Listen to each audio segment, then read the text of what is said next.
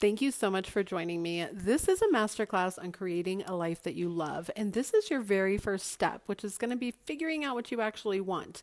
But I want you to remember that one, no matter where you are now, you are absolutely more than capable. Your perception can and will change during this process. Definitely reach out to me if you need any help, and there's always a solution. Let's get started. To Create a Life You Love, I am your host, Cecilia Hendricks. If you are new here, I am super excited that you're here. And if you've been a follower of mine, I am really excited that you decided to open this video. If either you got my information about it upcoming, or if you just kind of stumbled across it on one of my channels, I am so excited to put this together. I have been doing a lot of soul searching on the best way to share my information and make sure that everybody gets the information that they need and that they're able to gather it in a digestible way to like truly make a life that you actually love. That you are waking up, enjoying your life, spending time doing things that you love, having the things that you want, having the people in your life that you want. And so I really came together with pulling some different stuff that I had put together, but making it into one type of course. And then it hit me that this course should be available to absolutely everybody. So it's not necessarily that I will be selling this or doing anything of the sort. The only thing that I do ask is that if you want the journal that goes along with it, which of course I do recommend, there is a link down below that you can sign up to receive that journal. And the journal is designed to follow along with the course. So the first section of the course is really about your habits and choosing your outcome, building your habits, and increasing your natural gratitude. Essentially, my philosophy is that we all work off of habits and routines. And these habits and routines are constantly telling us who we are and the things that we believe.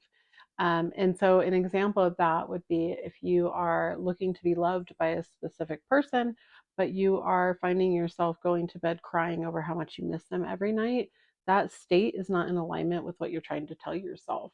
Your habit and your routine, this emotional habit and routine that you continue to fall into, is actually an opposition of the thing that you want or the state that you want to be in or the identity that you wish to hold.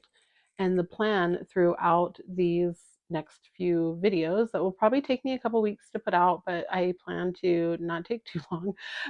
But this, first one is really big and important because the plan is to say, this is what I want. I have something to focus on. And then I'm going to start paying attention to the way that I am aligned with my habits and routines to this desired outcome. Now, what I do want to be clear on is that I am not telling anybody to go create routines or habits to try to force something into your life. So you're not going to do something that would be considered delusional, like driving to a specific person's house and professing your love and letting yourself in through the back door because you guys already live together. That's not what I'm talking about. I'm talking about these small changes that you can make within your life that say, I'm a person who has this in my life. I focus on me. I give myself love. This is the way that I increase my self concept and I increase my natural feelings of gratitude, which is actually the third chapter of this step one process of creating a life that you love, is the natural ways to increase your gratitude. So, any habit, and we'll get into this further in the second chapter, but any habit starts with a cue. You have something that reminds you of it. It can be a time, a place, a smell, a person, anything, right? It can remind you of this thing and it triggers in your mind that it's time for you to do a routine.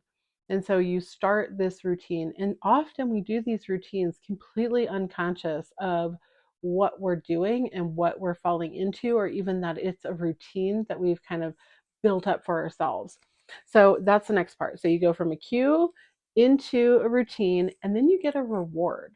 And that reward may be one that you're not actually familiar with or that you don't realize is happening. It's a feeling, it's comfort. So as a human being, we really lean on the comfort of regularity. We really lean on continuing the same thing over and over because it's what we're used to. And a lot of times that reward can be that comfort, that you're continuing to get the same confirmation of this external life event that you actually want to change, but you're giving yourself the reward of the comfort of it remaining the same. And I get it. That's a really frustrating cycle. But the good thing is that we can actually change our routines. We can change the cue that we have. We can change these habit loops that we fall into and have a life that is much more abundant, a life that is much more full of love and gratitude and caring and feeling good without falling into this toxic positivity cycle of feeling like I have to be perfect at all times or I can't have the thing that I want. I can't think a negative thought. I can't feel a negative feeling. I can't do all these things. And that's just not true. I'll also add that there's no reason to define an emotion or a feeling as negative. I usually just look at them as undesired. This is not in alignment with what I want to be and the person that I want to be. But my emotions and my feelings, they're just kind of undesired or maybe uncomfortable. They really are not negative. Any feeling that I have is a way that I am attempting to protect myself in some kind of form or fashion. So if I get angry, that's to protect me from whatever made me angry. It's to make sure that my defenses are up and that I'm paying attention and my adrenaline is pumping and I'm able to take in more, right? Because like when that happens, you start to really either focus in really hard on the thing making you angry, which is definitely a fight or flight type of response because you want to pay attention and know what your next step should be. Or you start to take in more that's around you so that you can be more aware of whatever perceived threat is coming at you. The issue is that we create some of these when there is no real threat. We're creating the threat or we're reliving a memory of a threat. And so that then becomes a habit loop. It's just an emotional one. It's one that's built into your head and that you're continuing to go through. And it can be changed just the same way as anything else, like a physical habit loop, because I want to remind you that any habit that you have right now was actually created by you. Now, it may have been created by you in defense of some sort of external event, like a traumatic event or something that really hurt you, or even something that elated you and made you happy. Those things are built into your emotional habit loops, but you did create them. You continue to return to it. You've made kind of the pathway in your brain, which means that you can actually change it. So that's what this course is going to be about. We are going to learn how to change these things. We're going to put it all out there so that you know some actual actionable steps that you can take. Now, there's a disclaimer. I firmly believe that everybody has to figure out what works for them and what does not. I would love to hear from you if this works and you're seeing success with it. And honestly, I'd love to hear from you if you are not and you're struggling. Let me know what's going on. Let me know your feedback. I'd love to know what's going on because there are other things that you might need to try if you're still struggling. And one of those could definitely be seeing a licensed therapist, especially if you are in a really dark place or if you are really struggling and staying within a relationship that is completely toxic and unhealthy, then a licensed therapist in your area is probably the best way to go. But with that, we are going to jump in and start our course. So I am super excited. This video is going to be the chapter 1, which is defining what you want. I am breaking these up into different videos just so that it's more digestible and they're not like crazy long and hard to come back to. So we're going to break it up by chapter. So we are in step 1, which is the kind of defining and working on gratitude in your habits. And we're doing 3 chapters. The first one is the defining what you want. The second one is building habits. And then the third one is increasing gratitude. So this is going to be our first video, which is defining what you want. As we jump in also, there are 2 things that I need to ask from you in this process and while doing this training and taking this masterclass. The first is honesty. You don't have to be honest with me. You don't have to be honest with anybody else, but you do need to be honest with yourself. If you're not honest about the things that you want, you're not honest about the habits that you have, you're not honest about the way that you talk to yourself or others, the internal conversations that you're having, where you know that you're dwelling and persisting, which we'll talk about a little bit more, you're unfortunately not going to have much success. the more honest that you can get with yourself and from an area of complete non judgment. This is not about beating you up, it's not about putting yourself down. It's truly just about saying, this is where I am right now. And I want to change that. And I'm showing up for me to go ahead and change that. I don't need to feel bad. I don't need to be upset. I don't need to beat myself up over the conversations that I've had or what I've been doing. I just am going to make those changes now. That's the first one. Be really honest. Even if you need to step away from a minute or for a minute and say, okay, am I being honest? Am I truly opening myself up to the way that I feel, the feelings and the energy that I'm putting out from myself? Because the more that you can focus on that, I'm telling you, the better. And the more you can do it from a completely non judgmental state. Neville Goddard actually puts it really nicely that he says, God does not reject the man, God rejects the state. So God is actually rejecting the state, and you can reject your state. You can make a decision to say, I reject this state, and I'm going to go ahead and change that without actually rejecting yourself, because you've just fallen into a state, either knowingly or unknowingly, and who cares? Now you can change it. You can start doing something different, and you can choose another state. The second thing is I ask you for 30 days. So there are some activities that I'm going to ask for you to do over the next 30 days.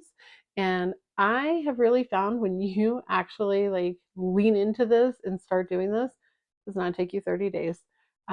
But 30 days is what I'm asking you for. So these first three chapters will be released very closely to each other.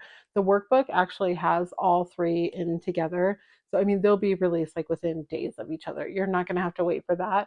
Step two will probably be a couple weeks out, and then step three will be a couple weeks from there as well. And those are really just kind of complementary type of things, not necessarily where you wouldn't be able to get your things done that you're trying to get done. It's just more information like around emotional regulation, how to really focus your persistence, kind of ideas around revision and meditation, like all of that stuff is coming. But this first core will be out within a few days of each other. So if you're a returning listener, you have heard these questions, at least most of them, from me before. But if you are new, I want you to stop and listen to these questions I'm going to ask. And I want you to think about what your knee jerk first reaction is to them and kind of jot that down. And then also come back later, like either a couple hours or so after watching this content, and start to answer the questions either in your notebook, like we were talking about before, or also you can do it in like your own notebook with anything you want to write on. So the first question is, if you knew you had 1 year left to live, what would you stop doing?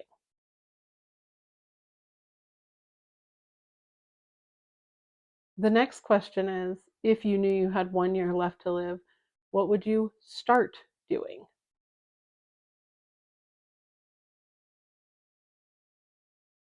Ask yourself, how do you actually want to feel when you go to bed?